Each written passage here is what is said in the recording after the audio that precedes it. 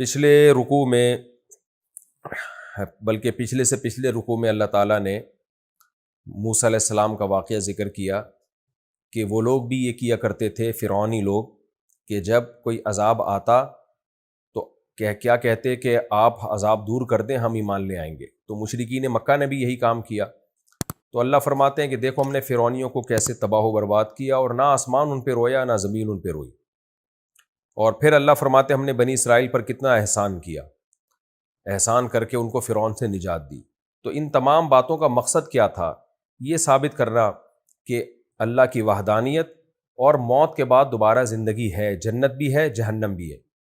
تو اس پہ پھر اللہ نے ان کا اعتراض ذکر کیا کہ یہ کہتے ہیں کہ اگر دوبارہ زندگی ہے تو فاتو بھی آبائنا ان کنتم صادقین، ہمارے باپ دادا کو بھی تو زندہ کر کے لے آئیں۔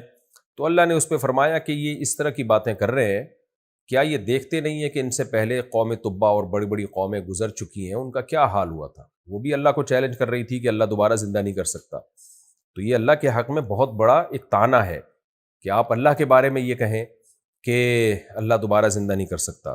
تو اب یہاں پر اس کا پھر اللہ نے اس کی دلیل دی کہ ہم نے آسمانوں اور زمینوں کو بیکار پیدا تھوڑی کیا، اگر دوبارہ موت کے بعد زندگی نہیں ہے تو اس کا تو پھر کائنات کو کوئی مقصد ہی نہیں ہوا۔ تو پھر جہنم اور جہنم کی ہولناکی اور جنت کی نعمتوں کا ذکر ہے کہ قیامت قائم ہوگی، اور صرف حساب و کتاب نہیں ہوگا، بلکہ حساب و کتاب کے بعد صرف یہ بھی نہیں کہ جزا و سزا ہو، بلکہ جزا بھی بہت اعلیٰ درجے کی اور سزا بھی بہت اعلیٰ درجے کی ہوگی۔ تو اس پر سورت کا اختتام کیا ہے۔ ان شجرۃ الزقوم طعام الاثیم، بے شک زقوم کا درخت وہ بڑے گنہگار کا کھانا۔ بڑے گنہگار سے کیا مراد ہے؟ یا تو کافر مراد ہے یا مرتکب کبیرہ، کیونکہ صغیرہ گناہوں پر جہنم کی وعیدیں نہیں ہیں، اس لیے اللہ نے بڑے گنہگار کا تذکرہ کیا۔ کل محل، تیل کی تلچھٹ کی طرح، یعنی بہت سخت گرم بھی ہوگا، اور زقوم تو خود بہت کڑوا درخت ہوتا ہے، اور جہنم کا درخت وہ تو بہت زیادہ کڑوا ہوگا۔ مشرکین کہا کرتے تھے جہنم میں تو آگ ہے، کیسے پیدا ہو گیا؟ تو بھئی اللہ کی قدرت ہے۔ اللہ نے فرمایا کہ شجرۃ تخرج فی اصل الجحیم، جہنم کی جو جڑ ہے وہاں سے ہی اگتا ہے، تو اللہ آگ میں پیدا کر سکتا ہے۔ تو ہم تو جب کوئی چیز دیکھتے ہیں تو اس کی لاجک پیش کرتے ہیں نا، یہ ایسے تھا، اللہ تو پیدا کر دیتا ہے، پھر ہم اس کی تعویلات کرتے رہتے ہیں اور اس کی لاجک تلاش کرتے رہتے ہیں۔ کل مہلی یغلی فی البطون، یہ پیٹ میں ایسے کھولے گا جا کے، کغلی الحمیم، جیسے گرم پانی کھولتا ہے، یعنی انتہائی تیز گرم کھانا ہوگا اور زقوم سے بنایا گیا ہوگا، اور اس سے آنتیں ابلنا شروع ہو جائیں گی۔ خذوہ فاعتلوہ، اور اللہ کہیں گے کہ پکڑو اس نافرمان کو، فاعتلوہ الی سواء الجحیم، اور گھسیٹو اس کو جہنم کے بیچ میں تاکہ وہاں سے اور زیادہ سخت عذاب ہو۔ ثم صبوا فوق رأسہ من عذاب الحمیم، پھر اس کے اوپر ڈالو گرم تیز کھولتا ہوا پانی کا عذاب۔ اب یہ جو گرم پانی تیز کھولتا ہوا اس کے سر پہ ڈالا جائے گا، بعض آیات سے پتہ چلتا ہے یہ جہنم میں جانے سے پہلے ہے، بعض سے پتہ چلتا ہے جہنم میں جانے کے بعد ہے، اور بعض سے پتہ چلتا ہے کہ جہنم میں جانے کے بعد وقتی طور پر جہنم سے نکالا جائے گا، جب یہ شدید پیاسے ہوں گے تو پھر ان کو کھولتا ہوا پانی پلایا جائے گا اور پھر دوبارہ آگ میں داخل کر دیا جائے گا۔ تو قرآن کے الفاظ میں ان تمام باتوں کا احتمال موجود ہے۔ تو یہ ثم کا جو لفظ ہے نا، بعض دفعہ یہ بتانے کے لیے آتا ہے کہ یہ کام پہلے کام کے بعد ہوا ہے، بعض دفعہ یہ بتانے کے لیے آتا ہے کہ یہ کام پہلے کام کے بعد تو نہیں ہوا، لیکن میں تمہیں بعد میں بتا رہا ہوں۔ اس کو کہتے ہیں تعقیب ذکری، کہ ہم بتا بعد میں رہے ہیں، ہو سکتا ہے یہ پہلے ہوا۔ جو بھی ہو، بہرحال ہمیں اس عذاب سے پناہ مانگنی چاہیے۔ اللہ ہم سب کو اس آگ سے اور اس عذاب سے اللہ تعالیٰ محفوظ رکھے۔ ذوق، اللہ کی طرف سے کہا جائے گا چکھ اس عذاب کو۔ انک انت العزیز الکریم، تو بڑا عزت دار، تو بڑا طاقتور، غالب اور عزت دار ہے۔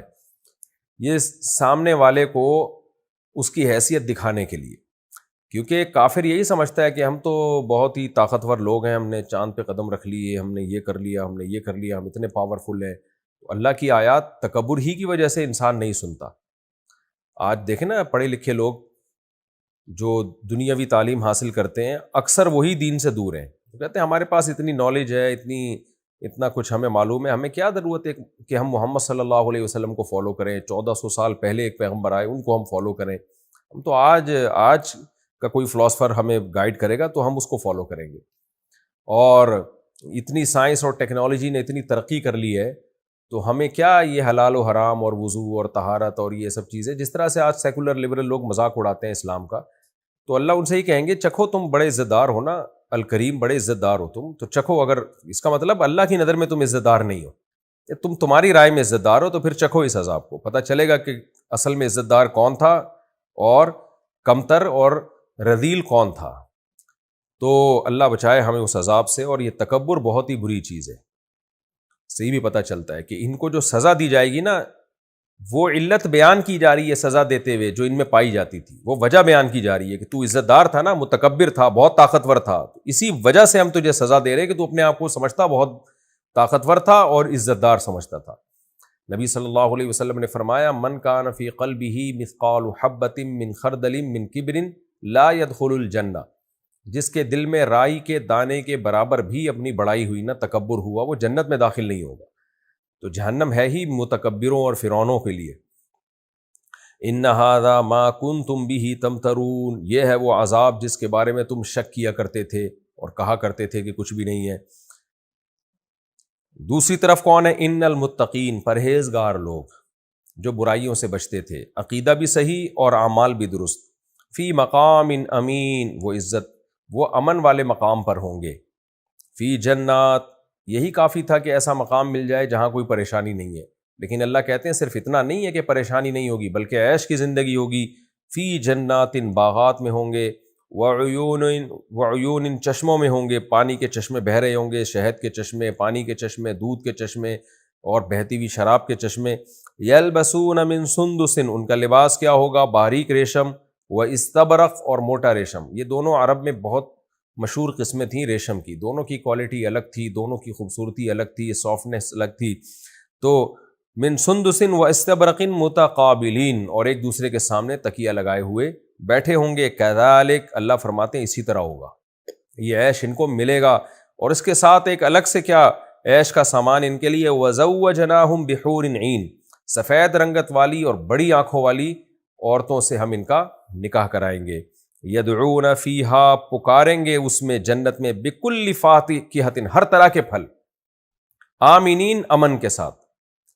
شاید امن کا لفظ اللہ نے یہاں اس لیے بیان کیا کہ ہم دنیا میں جب کھاتے ہیں نا تو ایک خطرہ ہوتا ہے، یہ پھل کھانے سے یہ نقصان ہو سکتا ہے، شوگر ہائی ہو سکتی ہے، یہ پھل کھانے سے پیٹ خراب ہو سکتا ہے، یہ پھل کھانے سے موٹاپا آ سکتا ہے، اور پھر بعض پھل تو ایسے ان تک پہنچنے کے لیے کانٹوں سے گزرنا پڑتا ہے، بیر جب آپ کھاتے ہیں تو کانٹے لگنے کا خطرہ ہوتا ہے، تو اس لیے اللہ نے فرمایا ہر طرح کے پھل بے خوف ہو کے کھائیں گے وہ۔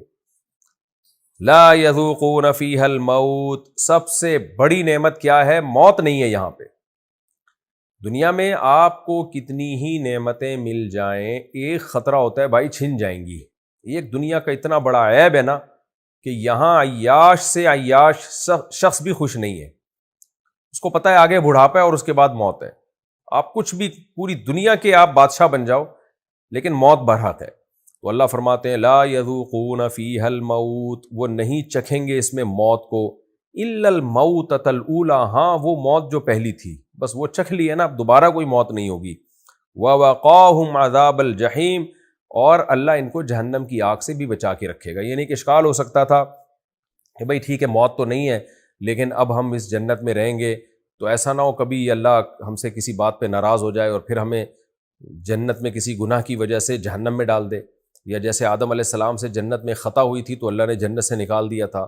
تو اللہ فرماتے ہیں وَوَقَاهُمْ عَذَابَ الْجَحِيمِ، اللہ ان کو اب جہنم کے عذاب سے محفوظ کر دے گا۔ جو جنت میں چلا گیا تو اب وہ بے خوف ہو گیا، اب کوئی عذاب نہیں ہے۔ فَضْلًا مِّن رَبِّكَ، یہ سب تیرے رب کا فضل ہوگا۔ ظاہر ہے کسی کے اعمال اتنے پاورفل نہیں ہوتے، کسی نے اتنی قربانیاں نہیں دی ہوتی کہ اس کے بدلے میں اتنا نواز دیا جائے، تو اللہ نے اس کو اعمال کا بدلہ قرار دے دیا ہے، لیکن حقیقت میں کسی کے اعمال میں اتنی طاقت ہے نہیں، اس لیے اللہ نے فرمایا فضلا من ربک، یہ تیرے رب کا فضل ہوگا، ذالک هو الفوز العظیم، یہ ہے الفوز، کامیابی، العظیم، بہت بڑی، یہ ہے اصل بہت بڑی کامیابی۔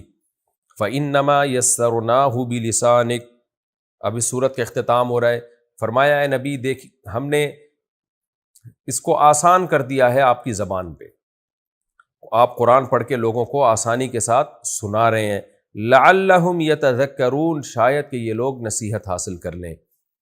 فرتقب، پس آپ بھی انتظار کیجئے، انہم مرتقبون، یہ بھی انتظار کر رہے ہیں. یعنی مشرکین کہہ رہے ہیں کہ آپ کی یہ باتیں غلط ہیں، آپ کہہ رہے ہیں میری باتیں ٹھیک ہیں، ایسا ہوگا.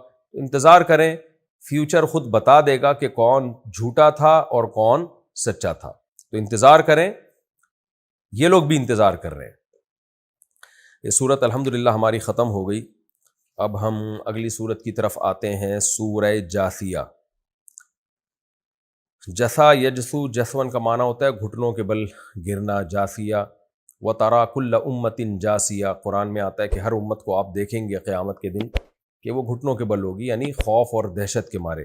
اس مناسبت سے اس سورت کا نام الجاثیہ رکھ دیا.